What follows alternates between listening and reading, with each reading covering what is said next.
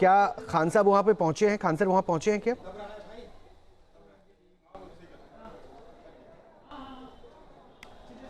देखिए रोहित, सुबह से चल रही थी कि आज खान सर सरेंडर कर देंगे। सारी मीडिया की टीम आई हुई थी, पूरी पुलिस की टीम यहाँ पहुंची हुई थी और कहा जा रहा था कि 12:30 बजे तक खान सर यहाँ पर सरेंडर कर देंगे। लेकिन अभी तक खान सर सरेंडर नहीं किए हैं और उन्हीं की टीम के एडवोकेट हैं महेश रजक, वो हमारे साथ मौजूद हैं। हम इनसे बात करते हैं। महेश जी, आज चर्चा थी कि खान सर सरेंडर कर देंगे, क्या कारण हुआ कि सरेंडर नहीं कर पाए और जो उन पर धाराएं लगी हैं उसमें क्या पॉसिबिलिटी है अब उनके लिए? अब क्या क्या कानूनी रास्ता बचा हुआ है? देखिए, सुबह से इस बात की गहमागहमी थी कि खान सर आज सरेंडर करने वाले हैं सक्षम न्यायालय के यहाँ। लेकिन हम सुबह से ही कोर्ट में हैं। कोर्ट चूँकि मॉर्निंग चल रही है, सुबह 7:30 बजे से 1 बजे तक की समय है और अभी समय समाप्त हो चुका है, तो अब तो आज ही होने से रहा। निश्चित तौर पे उनके पास 2 रास्ता है। वो चाहें तो एंटीसिपेटरी में जाएं। एंटीसिपेटरी में जाएंगे तो फिर उनको अगर प्राइमा फेसी मटेरियल अगर कोर्ट पाएगी कि इनके खिलाफ नहीं है, कोई मटेरियल है नहीं, तो उनको अरेस्ट स्टे मिल सकता है या इवन की बेल ग्रांट भी हो सकता है। लेकिन वो चूँकि वो आत्मसमर्पण सह जमानत आवेदन की सुनवाई के लिए कोई पेटिशन अगर लगाता है तब वो आत्मसमर्पण करने अभियुक्त आता है। लेकिन वैसी की स्थिति आज नहीं है और आज न पिटीशन फाइल हुआ है और न ये वो अभी तक वो कोर्ट में दाखिल हुए हैं। निश्चित तौर पे अब वर्किंग डे जो है अब सोमवार को है, कल तो रविवार है, तो अब सोमवार का दिन देखिए क्या होता है। महेश जी, एक चीज जरा बताइएगा कि जिस तरीके की धाराएं उन पर लगाई गई हैं उसमें कोर्ट से उनको कितना राहत मिल सकता है? देखिए, जो एफआईआर में जो बातें आई है वो अटेम्प्ट टू मर्डर जो नए वाले सेक्शन बीएनएस का है 109 और उसके साथ साथ आर्म्स एक्ट का जो लगा हुआ है सेक्शन 25, 27, तो ये नॉन अवेलेबल सेक्शन है और ट्राइबल वाइज सेशन है। और अगर वो आत्मसमर्पण करते हैं और उनके खिलाफ अगर मटेरियल अवेलेबल होता है तो वो ज़्यादा पॉसिबिलिटी है कि वो फिर उनको कोर्ट जो है ये मतलब कोर्ट विल भी डिसाइड कि वो क्या। ठीक है आदित्य, मैं आपके पास और अपडेट के लिए आऊंगा। मैं जरा अपने मेहमानों के साथ जो स्टूडियो में जुड़ रहे हैं उनसे भी थोड़ी बात कर लूं। अश्विनी दुबे भी हमारे साथ जुड़ चुके हैं, सीनियर एडवोकेट। अश्विनी साहब, आपका भी बहुत बहुत स्वागत है। जैन साहब, सबसे पहले मैं जरा आपसे समझना चाहूंगा, पुलिस के पास अब क्या रास्ते बच रहे हैं यहाँ से? आज दिन भर वो कोर्ट के परिसर में इंतजार करते रहे कि खान साहब सरेंडर करेंगे तो वो फिर अरेस्ट करेंगे। अब क्या बचा, क्योंकि खान साहब तो आए नहीं आज? जी हाँ, खान साहब नहीं आए हैं। कल संडे है, मुझे नहीं पता कोई कोर्ट बैठता होगा संडे के दिन भी।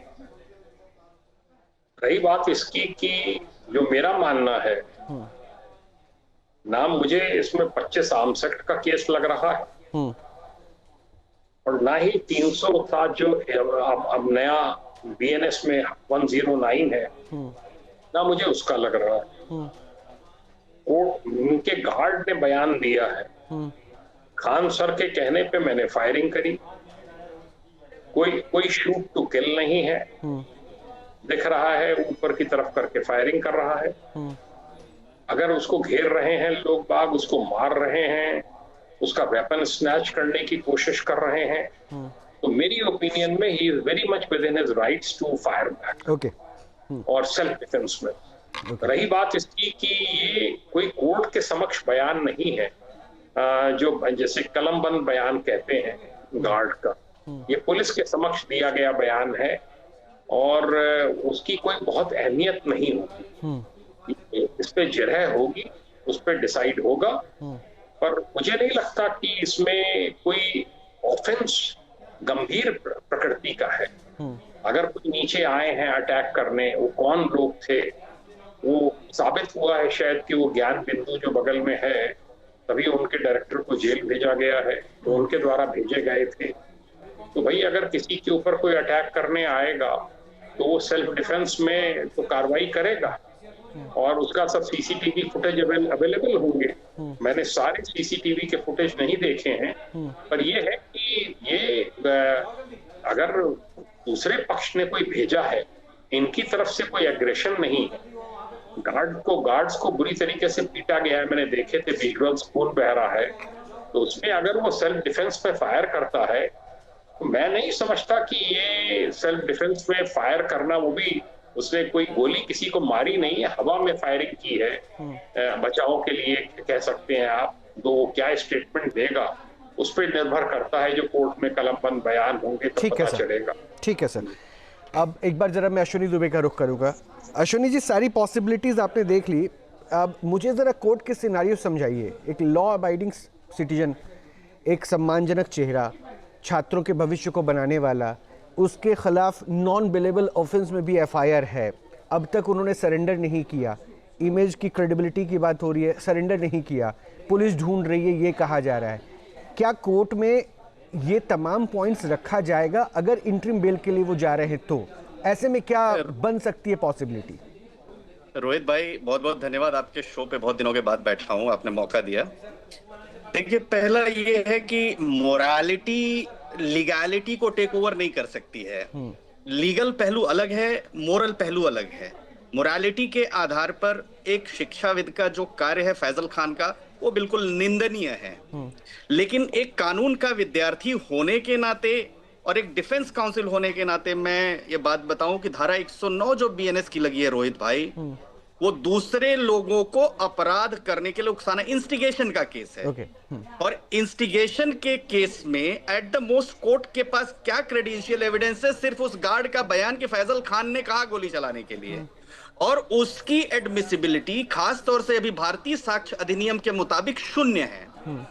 एट द मोस्ट पुलिस ने एफआईआर में नाम लिखने के लिए कर सकती है। दूसरा, राइट टू सेल्फ डिफेंस में दूसरे को गोली मारने तक का अधिकार है, ये कोर्ट में प्रूव होने की बात है। तीसरा, आर्म्स एक्ट की जो बात है उसमें गैर कानूनी हथियार रखने, गलत इस्तेमाल रखने का करने का जो आरोप है, वो गैर कानूनी हथियार क्या खान ने रखा? ये गैर कानूनी हथियार खान के गार्ड से रखा, खान को बताकर रखा, उनका कितना इस्तेमाल हुआ, ये सब डिस्टिंग्विशेबल क्वेश्चन है।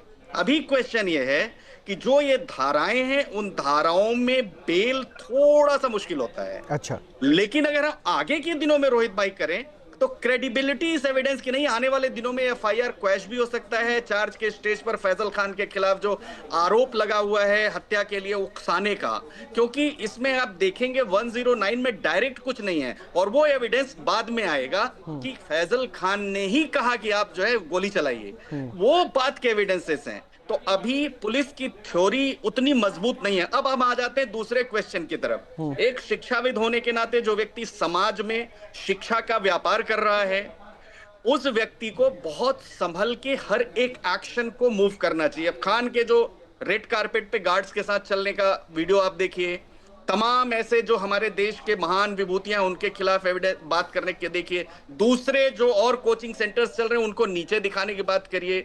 ये मोरालिटी के हिसाब से एक शिक्षाविद को भी ठीक नहीं लगता। तो ये मेरा जो स्टेटमेंट है वो एक आम नागरिक होने के नाते है। रही बात लीगैलिटी की, तो अभी बेल थोड़ी सी इन धाराओं को देख करके मुश्किल है, लेकिन क्योंकि पुलिस को कस्टोडियल अगर इंटरोगेशन की जरूरत पड़ेगी तो पुलिस कस्टडी मांग सकती है। क्योंकि 109 में रोहित भाई संगीन अपराध की श्रेणी में आता है, तो पुलिस कहेगी हमें और एविडेंस, क्रेडिबल एविडेंस लेना है, और कोर्ट के सामने प्रोसिक्यूटर अगर यह इस्टेब्लिश कर देता है कि हाँ इसमें जरूरत है कस्टोडियल इंटरोगेशन की, तो एंटीसिपेटरी बेल नहीं मिलेगी। और तीसरी बात, बचने के लिए हर आदमी प्रयास करता है, जब मुकदमा उसके ऊपर दर्ज हो जाए वो भागता है, अदालत की शरण में जाता है। ये मेरा स्टेटमेंट है रोहित भाई, अनबायस्ड डिफेंस काउंसिल होने के नाते, सामाजिक व्यक्ति होने के नाते। बिल्कुल बिल्कुल बिल्कुल अश्विनी जी, और मैं समझ भी रहा हूँ और बहुत सरल तरीके से आपने समझा भी दिया, लेकिन एक बार मैं खुशबू पाठक से ज़रूर उनके पक्ष को सुनना चाहूँगा, क्योंकि ऐसा लग रहा है, क्योंकि कई आवाज़ें हमने सुनी, ये कहा गया कि ये दो तरफी बातें हो रही है, दो तरफ की बातें हो रही है। एक तरफ रोशन आनंद के ऊपर जो इंस्टीट्यूट है उसके ऊपर ये आरोप लगाया गया कि उन्होंने दंगा करवाया, उन्होंने फायरिंग करवाया, सिनारियो कुछ और आया, किनके कहने पर किसके गार्ड्स ने फायरिंग करवाई, लेकिन जेल में कौन है? रोशन आनंद। तो क्या ये दोहरा मापदंड हो रहा है क्या बिहार में, बिहार पुलिस की तरफ से? बिल्कुल बिल्कुल। कल रात देखिए, पहले तो जो साजिशें हुई वो आप लोग देख सकते हैं कि खान साहब खुद बोलते हैं कि 8 राउंड फायरिंग हुआ है, वो भी हमारे सामने 8 राउंड फायरिंग हुआ है। फिर सुबह में एसएसपी के दबाव में वो बोलते हैं कि नहीं कोई फायरिंग नहीं हुआ है, और अगले ही दिन एक वीडियो वायरल होता है 30 या 32 सेकंड का, जिसमें खुद के गार्ड द्वारा फायरिंग करवाया जाता है, वहां पर खान साहब है। ये उनकी पब्लिसिटी स्टैंड होती है हर बार की, और ये नॉर्मल सा बैनर पोस्टर का लड़ाई था कि उनकी टीम के लोग, खान के टीम के लोग जो है वो रोशन आनंद के बैनर को हटा दिए थे और उसको लेकर एक स्टाफ पे स्टाफ में लड़ाई होता है। जैसे में गिरफ्तारी हुई रोशन आनंद की, उन्होंने उनका जो है वो नहीं जो घटना स्थल है वहां पर वो खड़े हैं नहीं है, बस अभियुक्त में उनका नाम दिया गया है कि ये रोशन आनंद के द्वारा करवाया गया है। उसी प्रकार जब गार्ड ये बात बोलता है और वहां पर घटना स्थल पर खान खुद मौजूद है, तो फिर खान की गिरफ्तारी क्यों नहीं हो पा रही है? कल रात भर नेशनल मीडिया से लेकर लोकल मीडिया खान कैंपस में जाकर खड़ी है।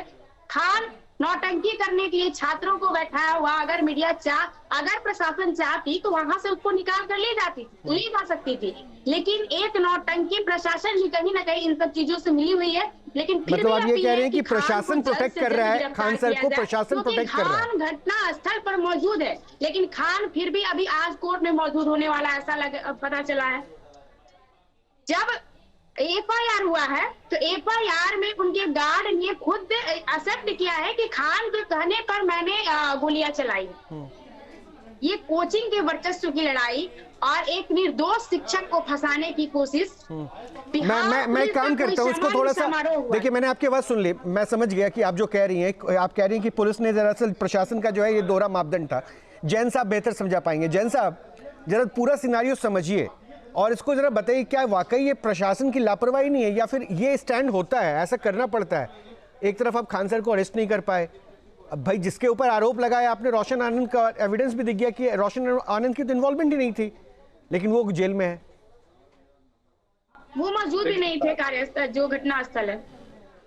देखिए ये पुलिस का काम है पता करने का कि जो वहां पर अटैकर्स आए थे उनकी गिरफ्तारियां हुई हैं, उन्होंने क्या बयान दिया है कि किसने उनको भेजा है। ये तो है नहीं कि वो खुद आ गए हैं। कौन है वो लोग, क्या उनके कोई क्रिमिनल एंटीसीडेंट्स हैं, क्या उनको हायर किया गया?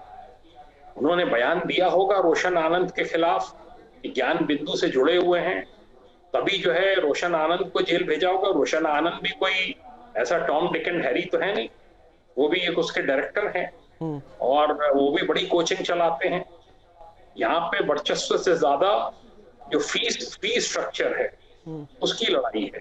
ये जो फी स्ट्रक्चर है वो कंपैरेटिवली काफी लो है और इनका ये कहना है कि मुझे लोग हटाना चाहते हैं मौके से जिससे कि फी स्ट्रक्चर 1.5 लाख पहुंच कुछ भी नहीं है। आप फी स्ट्रक्चर जाकर देखिएगा खान का, तो खान और रोशन आनंद दोनों के फी स्ट्रक्चर से आप कंपेयर करिएगा तो पता चलेगा कि खान का फी स्ट्रक्चर ज्यादा है। वो दुनिया के सामने दिखाता है कि 299 399। PPSC का देखिएगा तो उसका 10,000 12,000 रखा हुआ है। बिहार पुलिस बिहार दरोगा का भी वही है उसका। तो एक सिर्फ ढोंग है, दिखावा है। आखिर आपके पास एक 200-300 में अभ्यर्थियों को पढ़ाते हैं तो आपके पास इतनी संपत्ति कैसे अर्जित हुई? ये सबसे बड़ा सवाल है। वो दूसरा मैटर है खुशबू। देखिए वो कैसे अर्जित हुई, क्या अर्जित हुई, ये मैटर दूसरा है। वो मैं उस पर नहीं जा रहा, लेकिन जिस मैटर पे हम बात कर रहे हैं वो जो आप कह रही हैं कि रोशन आनंद के साथ गलत हो रहा है, प्रशासन दरअसल उनके साथ कुछ और एक्शन ले रही है और रोशन आनंद के मामले में कुछ और कार्रवाई की जाए। सवाल उसको समझ लेते हैं क्योंकि ये पॉइंट उस पर बात हो रही है। सर जैन साहब बात पूरी कीजिए। जी, मेरा ये कहना है कि ये पुलिस के इनिशियल इन्वेस्टिगेशन पर, इंक्वायरीज पर डिपेंड करेगा। बाद में उनको ये लगा कि इंस्टिगेट किया खान सर ने अपने गार्ड को फायरिंग के लिए, तो उनके खिलाफ भी केस दर्ज किया गया है 109 BNS में और आर्म्स एक्ट में, जो कि मैं समझता हूं एक तरह से, जैसा अभी अश्विनी दुबे जी ने भी कहा कि कोई उसकी बहुत लीगल वैल्यू नहीं है जब तक कि कोर्ट में कलमबंद बयान नहीं होते हैं। और फिर ये बयान क्योंकि आया है, ताली हाथ से नहीं बचती। रुक, सुन लीजिए जैन साहब खत्म कीजिएगा जरा। तो ये जो है, ये जो कार्रवाई हो रही है, पुलिस अपने पूरा तथ्यों को एकत्र करके कर रही होगी। और मेरा ये मानना है कि अगर इसमें एविडेंस निकल कर आती है कि खान सर इन्वॉल्व है तो nobody is above law, even he should be sent to jail. Naturally सब कुछ उसी पे डिपेंड करता है सर, क्योंकि और वहां पर मेरा ये भी कहना है साक्षी कोर्ट में चलते हैं और अश्विनी दुबे इस बात को बेहतर तरीके से जानते हैं। लेकिन अश्विनी जी आपने दोनों पक्ष को सुन लिया ना, खुशबू जो कह रही हैं, आपको लग रहा है कि यहाँ पे उनके साथ गलत हो रहा है, या फिर उनके लिए अब कोई रास्ता बच सकता है जब पुलिस ये कह रही है कि उनके गार्ड्स ने स्टेटमेंट दिया है कि भाई फायरिंग उनके कहने पे की गई, इसमें इन्वॉल्वमेंट नहीं थी उसकी? क्या एक ऑप्शन दिख रहा है रोशन आनंद के लिए? अगर रोहित भाई, अगर मान लीजिए वो गार्ड 164 जो सीआरपीसी का है, अभी बीएनएस का कुछ सेक्शन है, उसमें अदालत में जाकर के बयान देते हैं कि खान के कहने पर ही गोली चली है और हमने चलाई है, अच्छा, वो उसकी एविडेंटरी वैल्यू बड़ी हो जाएगी पुलिस की एविडेंटरी वैल्यू से। दूसरा, हत्या की कोशिश का मुकदमा, आपके व्यूअर्स के लिए बहुत सरल शब्दों में बता दूं, हत्या की कोशिश का जो मुकदमा लगा है उसमें अगर फैजल खान दोषी पाए जाते हैं तो 10 साल तक की जेल हो सकती है, उम्र कैद की भी सजा हो सकती है। आर्म्स एक्ट में 3 से 7 साल की सजा हो सकती है, क्योंकि बिना वैध लाइसेंस के हथियार इस्तेमाल करने पर, रखने पर जेल और जुर्माने का प्रावधान है। ठीक है। अब यहाँ मोटिव की एक बात आएगी, मेंस रिया जिसको लॉ में कहते हैं। मोटिव खान का क्या है ये पुलिस एस्टैब्लिश करेगी। कस्टोडियल इंटरोगेशन अगर मिल गया तो और अभी एविडेंस मिलने बाकी हैं, लेकिन अभी के एविडेंस जेल में रखने के लिए नाकाफी है रोहित भाई। अभी के एविडेंस के मुताबिक पुलिस के पास खास तौर से फैजल खान के लिए वो तमाम एविडेंस नहीं है जिससे उनको लंबे पीरियड पे डिटेन किया जा सके। तो यूक्रेन रूस के मोर्चे से अचानक हैरान करने वाली खबर आई है। खबर यूक्रेन की तरफ से रूस को बातचीत का प्रस्ताव का है। आखिर इस प्रस्ताव के मायने क्या हैं? क्या यूक्रेन रूस की सभी शर्तों को मानने के लिए तैयार हो गया है? यूक्रेन के राष्ट्रपति ज़ेलेंस्की ने अपने खत में यह भी साफ किया है कि बातचीत के लिए अमेरिका पर निर्भर नहीं रहा जा सकता। आखिर यूक्रेन के इस रुख से क्या मायने निकलते हैं? क्या दुनिया और यूरोप का समीकरण पूरी तरह से बदल रहा है? क्या रूस की शक्ति ने यूक्रेन सहित पूरे यूरोपीय देशों को झुकने के लिए मजबूर कर दिया है? सबसे विनाशकारी ड्रोन युद्ध, जमीन पर विनाशकारी संघर्ष, 4 साल से एक दूसरे पर हमला, लेकिन क्या अब स्थिति बदलने वाली है?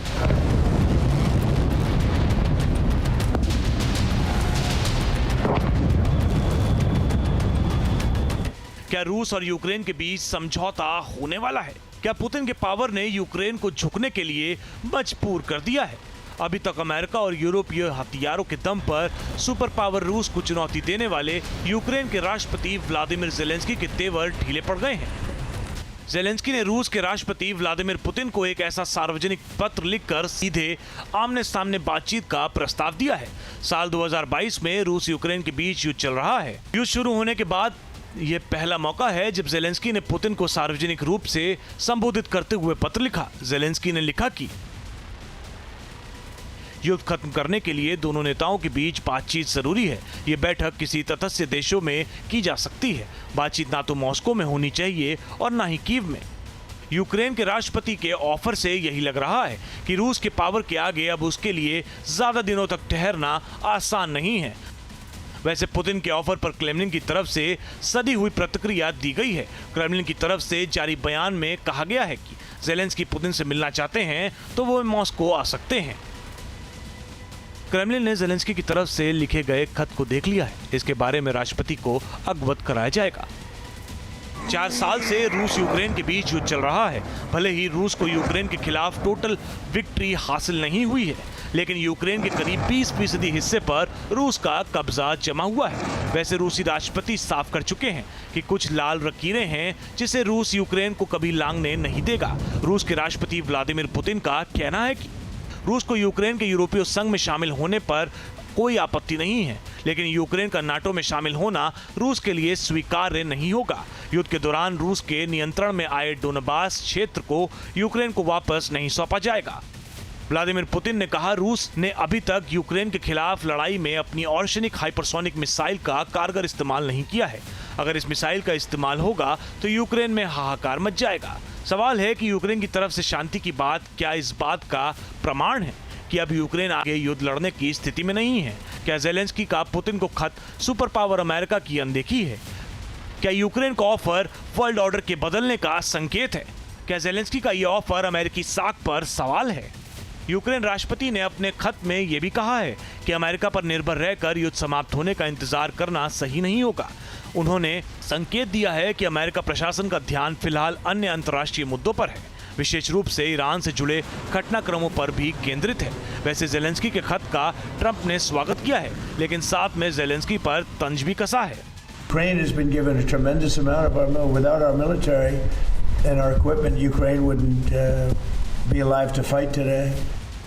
सवाल है कि आखिर जंग के चौथे साल यूक्रेन की तरफ से नरमी के संकेत क्यों दिए जा रहे हैं। एक्सपर्ट्स के मुताबिक रूस के सामने यूक्रेन के झुकने के कई कारण हैं। लंबे समय तक चले इस भीषण युद्ध के कारण यूक्रेन हताहतों की संख्या बहुत अधिक रही है। सेना में सैनिकों की कमी को पूरा करना यूक्रेन के लिए एक बड़ी चुनौती बन गया है। पश्चिमी देशों की सहायता में अनिश्चितता भी यूक्रेन को परेशान कर रही है। जंग में यूक्रेन के ऊर्जा और बुनियादी ढांचों का विनाश हो चुका है। रूस अपनी विशाल जनशक्ति और रणनीतिक गहराई की वजह से युद्ध को लंबा खींचने में सफल रहा है। वहीं यूक्रेन जैसे छोटे देश के लिए संसाधन जुटाना और लड़ते रहना कठिन होता जा रहा है। यही वजह है कि यूक्रेन अब रूस के सामने नतमस्तक नजर आ रहा है।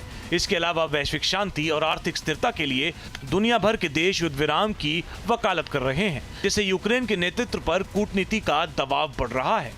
यही वजह है कि यूक्रेन की तरफ से शांति का प्रस्ताव दिया गया है। सवाल है कि क्या यूक्रेन रूस की सारी शर्तें मानेगा या फिर बातचीत में कोई बीच का रास्ता निकाल पाएगा। Team news nation. रूस एक तरफ तो यूक्रेन पर हमला कर रहा है और वहीं दूसरी तरफ बाल्टिक सागर में भी नाटो के लिए परेशानी खड़ी कर रहा है। कई एक्सपर्ट्स ये दावा कर रहे हैं कि पुतिन रूस का सोवियत संघ वाला वैभव चाहते हैं, लिहाजा उनके रास्ते की पहली सीढ़ी यूक्रेन है। यूक्रेन के बाद नाटो पर भी पुतिन अटैक कर सकते हैं और ऐसा दावा ब्रिटेन के प्रधानमंत्री कह रहे हैं। क्या है पूरी खबर, एक रिपोर्ट के जरिए बता दें।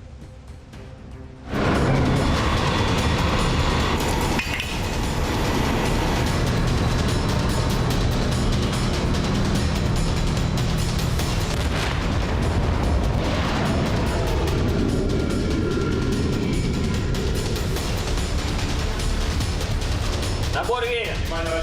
Вот. Есть вот. Приказ введен.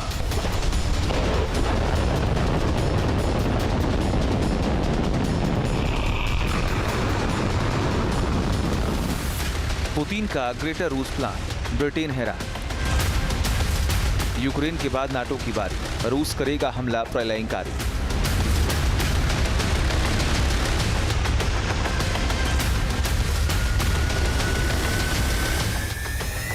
रूस और यूक्रेन जंग खत्म होने का नाम नहीं ले रही है। दोनों तरफ से हमला जारी है। पुतिन रुकने को तैयार नहीं है, तो वही यूक्रेन झुकने को तैयार नहीं है। पुतिन की मंशा क्लियर है, वो किसी भी तरह से सोवियत संघ वाला वैभव लौटाना चाहते हैं, लिहाजा अग्रेसिव अप्रोच अपनाए हुए हैं। तो वही बाल्टिक वाले मोर्चे पर भी पुतिन अग्रेसिव हैं। 2 जून को नाटो और स्वीडिश लड़ाकू विमानों ने बाल्टिक सागर के ऊपर एक ही दिन में 6 अलग-अलग रूसी सैन्य विमानों को इंटरसेप्ट किया था। यह कार्रवाई ऑपरेशन ईस्टर्न सेंट्री के तहत लिथुआनिया के सियाउल्याई एयरबेस से की गई। पुतिन ने इस एग्रेसिव अप्रोच की वजह से नाटो डरा हुआ है।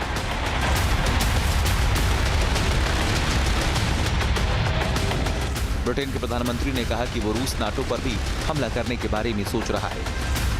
It is our intelligence assessment and the assessment of other countries in NATO that there could be an attack by Russia on NATO as soon as 2030.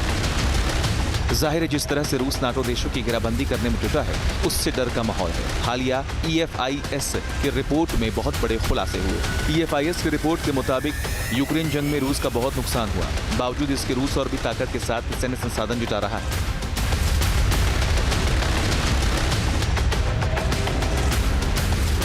क्योंकि रूस किसी भी कीमत पर यूक्रेन को जंग में झुकाना चाहता है। रिपोर्ट में दावा किया गया कि अगर यूक्रेन की जंग रूस की शर्तों पर खत्म होती है तो पुतिन का पलड़ा भारी होगा। अगर पुतिन नाटो के देशों को अपनी शर्तों पर झुका ले गए तो पुतिन इसे अपनी जीत मानेंगे और फिर वो नाटो देशों के सीमाओं के करीब सैन्य गतिविधि को बढ़ाएंगे। नाटो का मेंबर अमेरिका सहित 32 देश है। यूरोप के अधिकतर देशों तक रूस की पहुंच है, लेकिन नाटो के 7 देश ऐसे हैं जिनकी सीमा रूस से एकदम लगती है। उसमें है Sweden, Norway, Finland, Estonia, Latvia, Lithuania, Poland. ये वो 7 देश हैं जहां रूस की डायरेक्ट पहुंच है और ऐसी आशंका जताई जा रही है यूक्रेन के बाद अगला नंबर अगर किसी देश का है तो वो है एस्टोनिया। बताया जा रहा है कि रूस ने नाटो की पूर्वी सीमा पर स्थित एस्टोनिया रूसी सीमा के पास अपनी सैन्य क्षमता और सैनिकों की तैनाती स्थायी रूप से काफी बढ़ा दी है।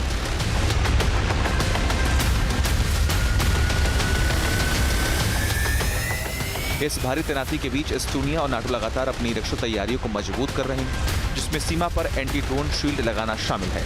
नाटो के खिलाफ पुतिन लगातार तैयारी में जुटे हुए हैं। नाटो की घेराबंदी से पुतिन अमेरिका को बैकफुट पर लाना चाहते हैं,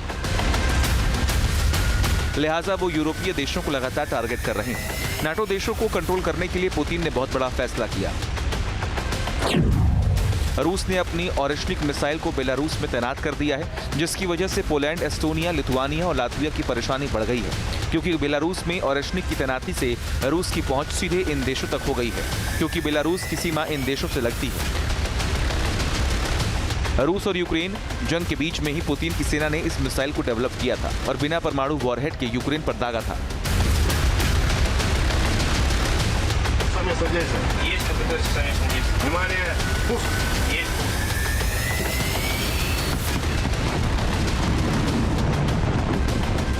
जिससे काफी तबाही मच गई थी। पुतिन की सेना इस मिसाइल के लगातार टेस्ट करने की बात कर रही है, जिससे यूक्रेन परेशान है और अमेरिका टेंशन में है। पुतिन को अपनी इस मिसाइल पर काफी भरोसा है।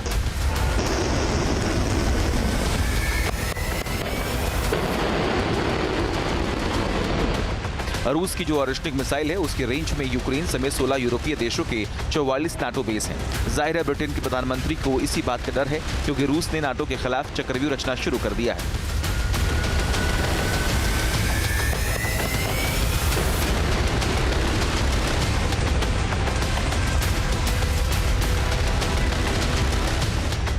जिसकी वजह से ब्रिटेन में खौफ हाई है। Team news nation. आपके मोबाइल पर तुरंत आएगी ब्रेकिंग न्यूज। स्क्रीन पर सबसे पहले दिखेगी बड़ी खबर, देश दुनिया की हर खबर एक जगह। अब आपके मोबाइल पर तुरंत फटाफट इंस्टॉल कीजिए न्यूज़ नेशन ऐप और रखिए खुद को अपडेट।